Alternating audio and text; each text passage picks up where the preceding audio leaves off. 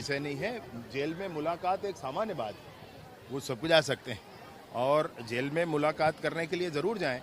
Police की जांच जारी है, उस जांच में जो भी फाइंडिंग्स उनकी होगी उस हिसाब से कार्रवाइयाँ हैं। सर, क्या इस मामले पे कांग्रेस राजनीति?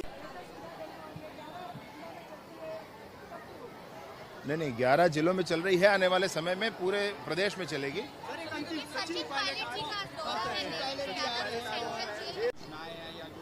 कार्यालय है वो कहीं दूसरे जगह शिफ्ट किए गए थे। कल हमने देखा कि राजनांदगांव का क्रीड़ा कार्यालय जो है दुर्ग में शिफ्ट किया गया था, महुआ प्रसंस्करण पाटन में शिफ्ट किया गया था, तो वो फिर से वापस हो रहे हैं।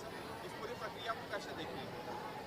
अब उसमें ये है कि एक बार जो एक जगह स्थापित हो जाती है तो उसको हटाने से बहुत सारा इकोसिस्टम खराब होता है।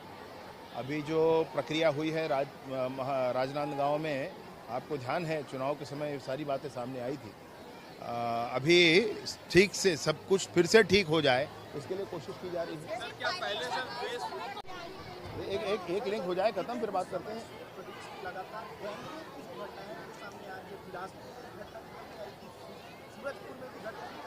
रायगढ़ में भी आदिवासी महिला के साथ अब भानुप्रतापपुर में गैंगरेप का मामला है। लगातार जो गैंगरेप के केसेस आ रहे हैं उसे किस तरह जो सीबीआई जांच का कुछ रखा जाएगा? इस बात का निर्णय किया गया है कि महादेव ऐप के संदर्भ में सीबीआई को सौंपा जाए, क्योंकि यह अनेक प्रदेशों का मामला है।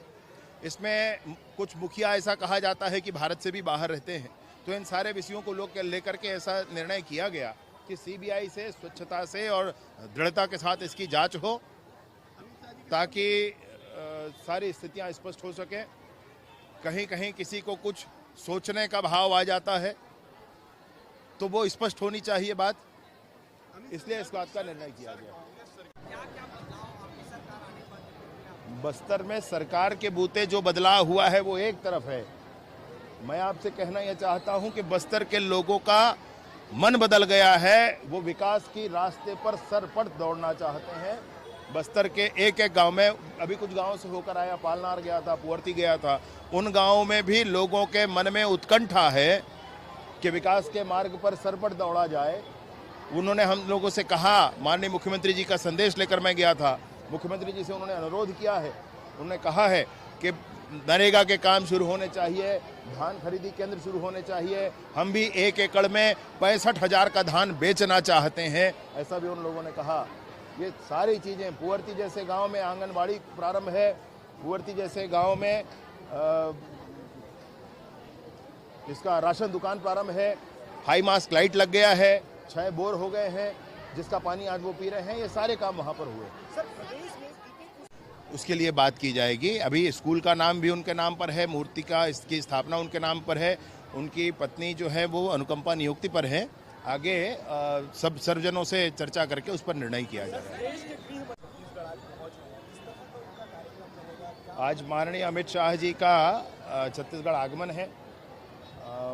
पूरी दृढ़ता के साथ, पूरी ताकत के साथ नक्सलिज्म के विरुद्ध कार्यवाहियों के लिए, आत्मसमर्पण के लिए, उचित माहौल बनाने के लिए और लॉ एंड ऑर्डर, पुलिस के लॉ एंड ऑर्डर की भी समीक्षा के लिए वो आ रहे हैं। 5 करोड़ रुपए की जो राशि है वो भी मुख्यमंत्री ने जारी की है, ऐसा आपने?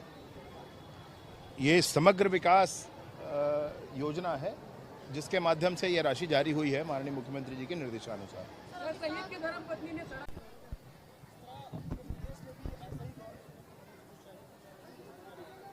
शहीदों की चरणों की धूल को माथे पर लगाने वाली माननीय विष्णुदेव साय जी की सरकार है।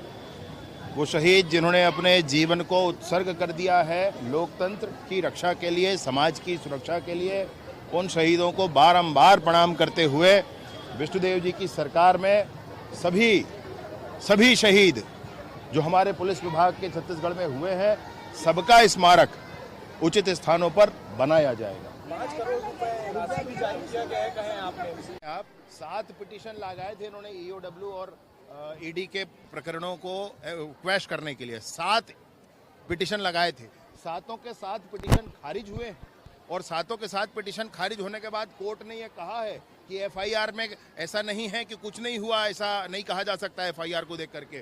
कोर्ट ने यह कहा है कि किस तरीके से ऑर्गेनाइज्ड क्राइम किया गया, 2161 करोड़ का ऑर्गेनाइज्ड क्राइम किया गया। कोर्ट ने ये कहा है, ये कहा गया है कि 70 लोगों के नाम हैं जिन लोगों ने ऑर्गेनाइज्ड होकर के ये क्राइम किया हुआ है। तो ऐसी बातों की जांच के लिए जब कोर्ट ने स्वयं निर्णय कर दिया, उसके बाद सड़क पर तमाशे की आवश्यकता नहीं है।